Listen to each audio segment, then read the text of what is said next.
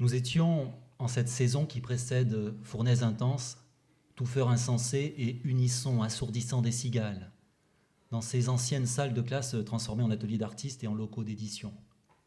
Les grandes baies vitrées donnaient sur la forêt d'une de ces dernières campagnes marseillaises qui n'avaient pas encore été morcelées et dépravées par la cupidité des marchands de biens, promoteurs et autres opérateurs immobiliers.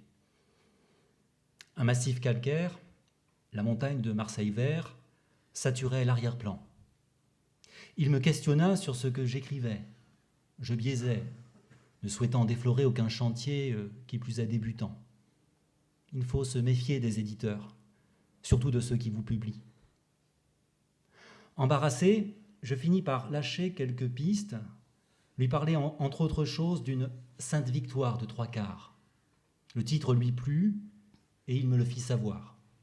Je le sentais tout à coup enthousiaste, son visage s'était ouvert, il souriait, imaginant déjà ce que pourrait être un tel livre.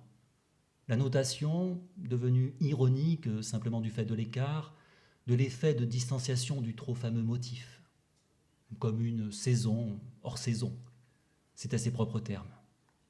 Un traitement hors champ, radical, un pas de côté salutaire. Nous sortîmes.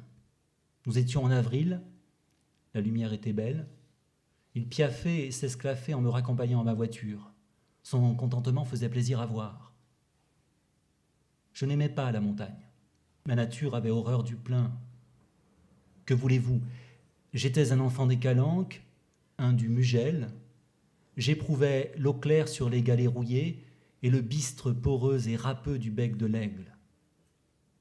Je ne suis jamais retourné, traverse de Carthage.